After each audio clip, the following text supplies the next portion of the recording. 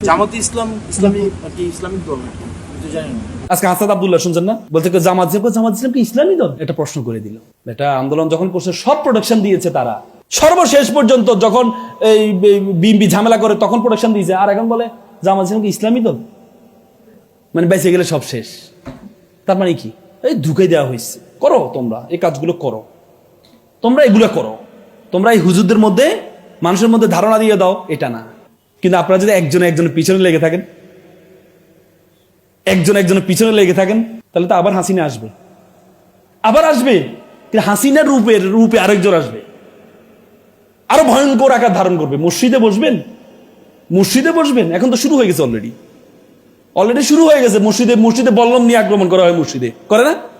হ্যাঁ, আপনি মা বোন নিয়ে পর্দার মধ্যে আলোচনা করবেন, পারবেন না। কোরআন হাদিস নিয়ে পারবেন না, কারণ সিয়াসাত নিয়ে কথা বললে তো শেষ। বলে যে এরা কোরআন হাদিস নিয়ে কথা বলবে, সিয়াসাত নিয়ে। দেখেন মাহফিলে ওয়াজগুলো দেখেন, প্রত্যেকটা ওয়াজে হস্তক্ষেপ করা হয়। এই রাজনীতির কথাবার্তা বলা যাবে না কোরআন হাদিসের। কোরআন হাদিস রাজনীতি, তার মানে কি? আপনি কোরআন হাদিসকে ছোট করছেন? কোরআনে বলেছেন each and everything mention in Quran. কোরআন হচ্ছে এটা কি? কনস্টিটিউশন, যেখানে জুতে সেলা হতে রাষ্ট্র পরিচালনা পর্যন্ত প্রত্যেকটা জিনিস কোরআনের মধ্যে আছে। আর আপনি বলেন কোরআনে কি রাজনীতি কথা বলা যাবে না? তাহলে আর এটা মাহফিল কি? 16-18 বছর যা বাধা পেয়েছেন, সামনে আরো ভয়ঙ্কর বাধা পাবেন যদি নিজেরা কি ওয়াতাসিমু লিহাবলিল্লাহি ওয়ালা তাফাররাকু। আল্লাহ তাআলা কি সূচক ব্যবহার করেছেন? ইমপারেটিভ বাক্য ব্যবহার করেছেন, নাকি আরবিতে কি বলে, মানে নিষেধ সূচক শব্দ ব্যবহার করেছেন। বুঝেন নাই? তার মানে এই জন্য আপনাদের কি লাগবে? একতা লাগবে। পারবেন তো? মানুষের মধ্যে তোমরা, আমাদের ভারতীয় মহাদেশের সেরা এই মঙ্গল সম্রাট ছিল সম্রাট জাহাঙ্গীর কাছে একজন হিন্দু মহিলা আসলেন। সম্রাট, আমার ছেলে আপনার সেনাবাহিনীতে যোগদান করেছে, কিন্তু প্রতিদিন রাত্রে একটা ছেলে এসে আমার ছেলের বউকে কি করে? দর্শন করে। আপনি এটার বিচার করবেন। সম্রাট রাতে গিয়ে বুড়িকে বললেন আমার চোখটা বেঁধে দাও। তারপরে তারে কি করলেন? হত্যা করলেন। হত্যা করার পর চোখটা খোলার পরে মুখটা দেখলেন, এরপর আমাকে একটু পানি দাও, পানি খেলেন। তখন মহিলা বলল আপনি এটা কেন করলেন? তিনি বলেছেন যে আমার রাজপ্রাসাদের পাশে ঘটনা, আমি ভেবেছিলাম আমার ছেলে ছাড়া এ কাজ কেউ করার কথা না, কারো সাহস হওয়ার কথা না। এই জন্য আমি চোখ বেঁধেছিলাম। আমি যখন আমার ছেলেকে মারতে গিয়ে যদি আমি দেখি এটা আমার ছেলে, তাহলে আমি নাও মারতে পারি। এই জন্য আমি চোখটা কি বেঁধে নিয়েছিলাম। তারপর যখন চোখ খোলার পর যখন দেখলাম আমার ছেলে না, তখনই আমি পানি খেয়ে শুকরিয়া আদায় করলাম। তোমরা একটা হিন্দু, আমার রাষ্ট্রে তোমরা সবচেয়ে বেশি নিরাপত্তা বোধ করবা। এই জন্য ভারতীয় উপমহাদেশ 700-800 বছর মঙ্গোলরা সম্রাট শাসন করেছেন। কয়জন হিন্দু থেকে জোর করে মুসলমান বানাইছেন। আর আমরা আজকে হিন্দুদেরকে নিয়ে একটা কথা বললে বলে যাও মা এই তো শেষ, ইসলাম থেকে খারিজ হয়ে গেছে। আল্লাহ রাসূলের একজন খেদমতকারী ছিলেন ইহুদি। বাচ্চারা যখন অসুস্থ হয়ে মারা যাচ্ছিলেন, আল্লাহ রাসূল গিয়েছেন তাকে দেখতে। তখন আল্লাহ রাসূল তাকে অনুরোধ করলেন যে বাবা তুমি পারলে ইসলামটা গ্রহণ করে নাও। শেষ সময় তখন ছেলেটা বাবার দিকে তাকাইলো। বাবা বলছে মোহাম্মদ যেটা আছে সেটা করো। পরে ইসলাম গ্রহণ করেছেন, মারা গিয়েছেন। তার মানে আল্লাহ রাসূল তো জোর করেন নাই। আজকে যদি কোনো আলেম যদি একজন ইহুদি বা কাউকে এভাবে রাখে, আপনি কি বলবেন? হয়তো ইসলাম থেকে খারিজ হয়ে গেছে, কাফের হয়ে গেছে। মানে একটা শব্দ মুখ থেকে বের করলে কাফের বানা দিচ্ছি। তাহলে মনে রাখতে হবে আরেকজন হাসিনা আমাদের জন্য আসবে। 630-এ মক্কা বিজয় হলো। মক্কা বিজয় হওয়ার পরে মাত্র 1 মাসের ব্যবধানে আরেকটা যুদ্ধ হয়েছে। বলো তো যুদ্ধটা কি? 1 মাসের ব্যবধানে আরেকটা যুদ্ধ হয়েছে। যুদ্ধটা কি? হুনাইনের যুদ্ধ। 1 মাসের ব্যবধানে। কোথায়? তায়েফে আমার যাওয়ার সুযোগ হয়েছে। সেখানে 1 মাসের ব্যবধানে সেখানে মুসলমানদের সৈন্য কত ছিল? 12,000। সেখানে এই মক্কার কুরাইশ বংশের বড় বড় ব্যক্তিরা সে যুদ্ধে অংশগ্রহণ করেছে মুসলমানদের পক্ষে। তার আগে তারা মুসলমানদেরকে বিশ্বাস করে নাই। কেন করে নাই জানেন? এটা তো গবেষণা করতে হবে। কেন করে নাই? আল্লাহ রাসূল যখন জন্মগ্রহণ করেছে 570-এ, তখন কাবাগরের উপর আক্রমণ হয়েছে। জানেন তো আপনারা কি আক্রমণ করেছে? আব্রাহার, ইয়েমেনের যে সম্রাট, সে আক্রমণ করেছে। 62,000 সৈন্য নিয়ে, হাতি নিয়ে কে আক্রমণ করেছে? কোথায়? এই কাবাগরে। কাবাগরের ভিতরে তখন অনেকগুলো মূর্তি ছিল। আল্লাহ রাসূলের চাচা মোতালেব উনি বলল যে হচ্ছে যে আমি আমার একে করছি, যার স্রষ্টার কাজ উনি ওনার এটাকে রক্ষা করবেন। পরবর্তীতে আল্লাহ রক্ষা করেছে না? সূরা ফিল হয়েছে না? হয়েছে না? তখন মক্কার কুরাইশ যারা ছিল তাদের মাথার মধ্যে ঢুকে গেছে এই মূর্তিগুলো বাঁচানোর জন্যই মনে হয় কি, মূর্তিগুলা বাঁচানোর জন্যই মনে হয় কি আল্লাহ কি এ পাখি পাঠাইছেন। এই জন্য এরা কি ইসলাম গ্রহণ করে নাই। যখন মক্কা বিজয় মুসলমানরা 10,000 নিয়ে আসতেছেন, তখনও তারা আল্লাহ দিকে তাকাইছে, আল্লাহ তুমি আমার মূর্তিরে বাঁচাও। বুঝলেন নাই? যে আল্লাহ তুমি কি করো, আমার মূর্তিরে বাঁচাও। যখন দেখলো যে না, মূর্তি তো বাঁচাইলেও না, বরং আল্লাহ রাসূল গিয়ে মূর্তি ভাঙলেন, তখন দেখলো যে না, আল্লাহ যে 570 যে এই পাখি পাঠিয়েছে, কি পাখি? আবাবিল পাখি পাঠিয়েছে মূর্তির জন্য না, কিসের জন্য? কাবা ঘর বাঁচানোর জন্য। তখনই তারা চিন্তা করলো না, এতদিন আমাদের যে ধারণাটা ছিল এই ধারণাটা ভুল ছিল। এতদিন আমাদের যে ধারণাটা ছিল এই ধারণাটা ভুল ছিল।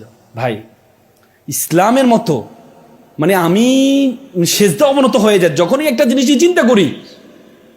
ইসলামের মতো এত সাইন্টিফিক রিলিজিয়ন আপনি কোথাও পাবেন না। এই জন্য তো ইসলামের প্রথম স্লোগান ছিল ইকরা। ইসলামের প্রথম স্লোগান কি? আল্লাহ রাসূলের কি প্রথমে বলছে হে রাসূল আল্লাহ আপনি আল্লাহু আকবার বলেন নাকি? বলেছে নারে তাকবীর আল্লাহু আকবার বলেছে কি বলেছে? ইকরা, পড়ো পড়ো। তুমি পড়বা যত, সৃষ্টিকর্তা সম্বন্ধে তোমার ধারণা তত বেশি বেড়ে যাবে। এই জন্য রাসূলকে বলছে কুল হাল ইয়াস্তাবিল্লাযিনা ইয়ালামুনা ওয়াল্লাযী লা ইয়ালামুন, who knows and who doesn't know, all are not same. যে জানে, যে জানে না, সে কি না? এক না। এই জন্য জানতে হবে আপনাদেরকে, জানতে হবে আপনাদেরকে, আমাদেরকে। মানে বিশ্বাস করেন, everyday is my school day. এখানে বড় আলেমরা আছেন, সাদি ভাই আমি খুব সম্মান করি ওনাকে। আমার যদি ভুল হয় আমাকে ভুল ধরিয়ে দিবেন। আমি সবসময় বলি কোরআন হাদিস থেকে আমার অনেক ভুল আছে, আমি চেষ্টা করছি।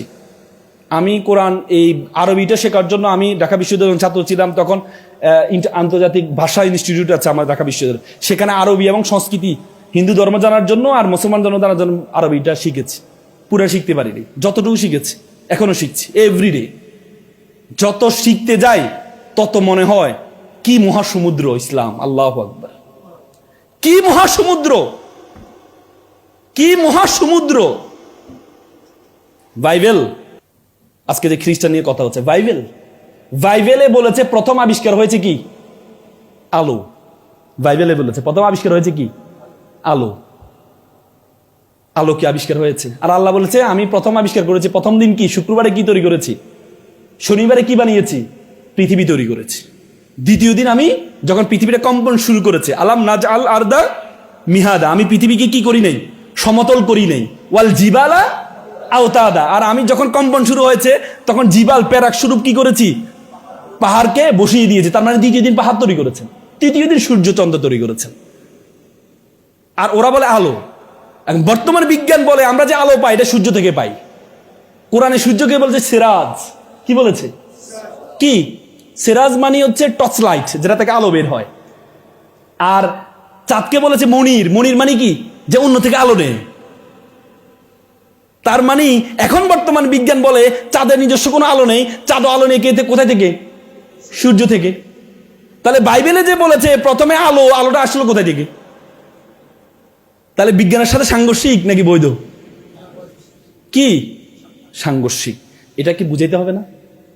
এটা কি বুঝাইতে হবে না? যারা খ্রিস্টান হচ্ছে, যারা খ্রিস্টান দিকে চলে যাচ্ছে, তাদেরকে বুঝাইতে হবে না যে তোমার বাইবেল কি সঠিক? তোমার বাইবেল কি সঠিক? এটা কি আপনি এমনি বললে হবে? না না না, আমাদের কোরআন হচ্ছে সর্বশেষ, এটাই মানতে হবে, এ কথা বললে হবে? আল্লাহ তো বলেছে উদু ইলা সাবিলি রাব্বিকা বিল হিকমা, তোমাকে হিকমতের সহকারে দাওয়াত দিতে বলছে। আপনাকে বলে না কি নর্মাল ওয়াইতে আপনি বলবেন সেটা বিশ্বাস করে নিবে? আল্লাহ কি বলেছে? হিকমা। হিকমা মানে কি? সাইন্টিফিক ওয়াইতে আপনাকে দাওয়াত দিতে হবে। তারা সাইন্টিফিক ওয়াইতে দাওয়াত দেয়, আর আমরা বলি এই না মুসলমান থাকো, মুসলমান থাকো, জান্নাত পাবা, জান্নাত পাবা। আর তারা তাদেরকে বুঝিয়ে বুঝিয়ে নিয়ে আসে। কিন্তু আপনাকে তো কম্পারেটিভ ডিফারেন্সটা তৈরি করে নিতে হবে। বাইবেলের সাথে কোরআনের সাথে কি পার্থক্য? গ্যালিলিও নাম শুনেছেন না?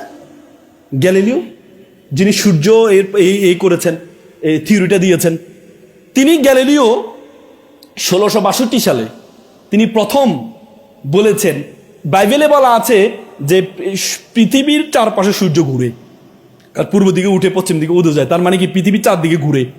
গ্যালিলিও 662 সালে বলেছেন না, পৃথিবী সূর্য চারপাশে ঘুরে। এ কথাটা 1500 বছর আগে কে বলেছে? কোরআনে বলেছে। যখন গ্যালিলিও বলেছেন তখন যারা ক্যাথলিক, যারা ছিল পরিযাজক ছিল, তারা বলেছে ধর্মের বিরুদ্ধে কথা বলেছে। পরে গ্যালিলিওকে গ্রেপ্তার করা হয়। তার একটা স্টোরি অফ মেসেঞ্জার একটা বই আছে, বইটা নিষিদ্ধ করা হয়, তাকে গ্রেপ্তার করা হয়, যাবজ্জীবন তাকে সাজা দেওয়া হয়। যাবজ্জীবন সাজা দেওয়ার পর ওরে মেডিকেল ক্লিনিং এর মাধ্যমে হত্যা করা হয়। বাংলাদেশে কি এরকম হয়নি? হয়েছে কিনা? যাবজ্জীবন দেওয়া হয়নি? হ্যাঁ, আল্লামা দেলোয়ার হোসেন সাঈদীকে যাবজ্জীবন দেয় নাই। তাকে যখন প্রথম গ্রেপ্তার করছে কিসের কারণে বলুন তো? প্রথম মামলাটা কি হয়েছে? ধর্মীয় অবমাননা, কোরআন অবমাননা। যিনি কোরআনের করেন ওনাকে দিয়ে, তার মানে দেখেন দেখেন তাদের সাথে আপনি মিলান, যুগ যুগ ধরে মিলান।